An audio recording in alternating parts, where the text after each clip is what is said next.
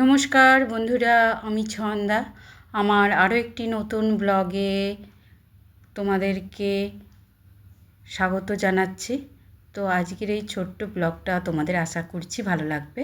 আর ভালো লাগলে please like comment করো আর চ্যানেলটা সাবস্ক্রাইব করে আমার পাশে থেকো। আজ হচ্ছে সোমবার, তো আজকে হচ্ছে জগন্নাথ মহাপ্রভুর স্নানযাত্রা তিথি। তো আমাদের এখানে খুব সুন্দর করে সেটা পালন করা হয় বা পুজো করা হয়। তো সেখানেই আমি আর আমার শাশুড়ি মা যাচ্ছি। তো দেখা যাক কীরকম কী অবস্থা আছে। তো আমাদের এখানে দু জায়গায় আছে জগন্নাথ দেবের এইভাবে যে স্নানযাত্রার উৎসবটা পালন করা হয়। অন্য বছর অন্য জায়গায় যাই, তো এবছর ঠিক করলাম এখানেই যাব, যেখানে যাচ্ছি আর কি।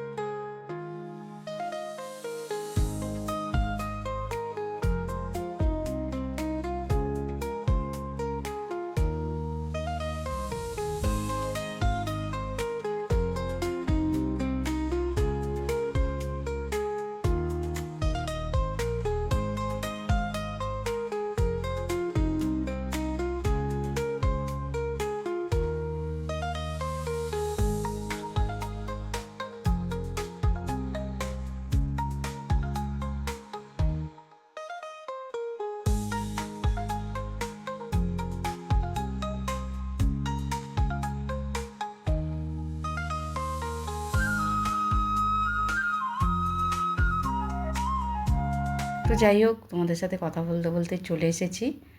আর ভিতরে গিয়ে তো চলো তোমাদেরকে দেখাই কীরকম কী অবস্থা।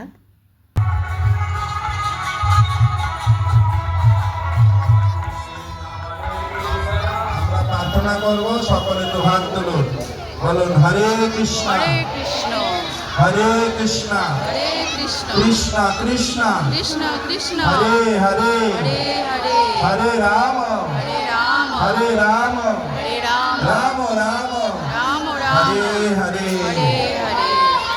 আমরা সকলকে অসংখ্য ধন্যবাদ জ্ঞাপন করি। আপনারা সবাই প্রসাদ নিয়ে যাবেন ভগবান জগন্নাথের। তো বন্ধুরা, যখন আমরা এলাম তখন ঘড়িতে বাজে ওই 11:30টার মতো। তো দেখতে পাচ্ছ বেশ ভালোই ভিড় আছে। এখানে একটা লাইন দেওয়া হয়েছে, সকলে লাইন দিয়েছে। তো আমি ভেবেছিলাম লাইনটা দেব, কিন্তু আমার শাশুড়ি মা তো অনেকক্ষণ লাইনে দাঁড়াতে পারবে না। তো সেই জন্যই আমরা ভিড় ঠেলে ঠেলে ভেতর দিকে গেলাম আর ম্যানেজ করে শাশুড়ি মাকে বসিয়ে দিলাম। তারপরে দেখি যদি সুযোগ সময় হয় পাই তাহলে অবশ্যই লাইনে দাঁড়াবো। আর বলে দিই লাইনটা কিসের। তো লাইনটা হচ্ছে জগন্নাথ মহাপ্রভু, বলরাম এবং সুভদ্রা দেবীকে স্নান করাবার জন্য লাইন পড়েছে আর কি।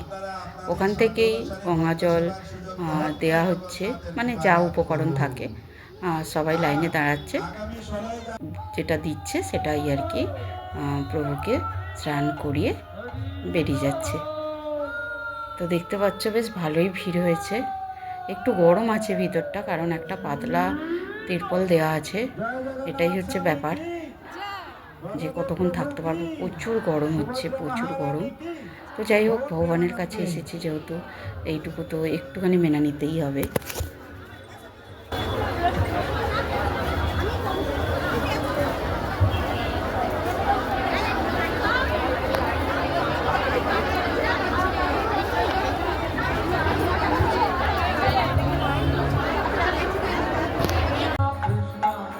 কৃষ্ণ হরে হরে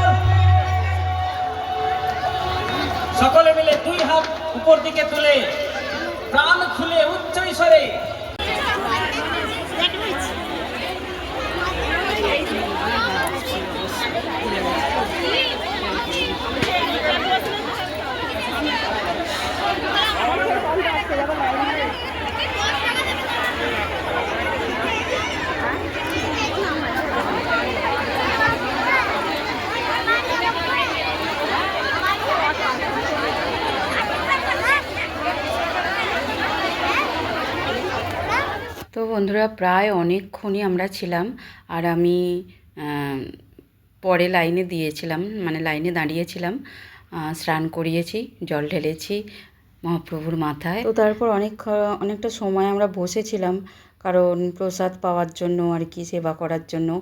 আর আমার শাশুড়ি মা কিছুতেই উঠতে চায়নি, বললো একেবারে সেবা করেই যাব। আমার কষ্ট হচ্ছিল, আসলে এত গরম লাগছিল না। তো তারপরে ভাবলাম না, এত কষ্ট করে আছি যেহেতু, একটু প্রসাদ খেয়েই যাব। তো মাকে তো যা হোক করে ম্যানেজ করে দিয়েছি। আমার আর ক্ষমতায় ছিল না যে লাইনে দাঁড়িয়ে আমি আবার করে একটু প্রসাদ পাবো। তো মায়ের থালা থেকে একটু প্রসাদ খেয়ে নিয়েছিলাম। তো ব্লগটা এই পর্যন্তই রাখলাম বন্ধুরা, ভালো থেকো, টাটা।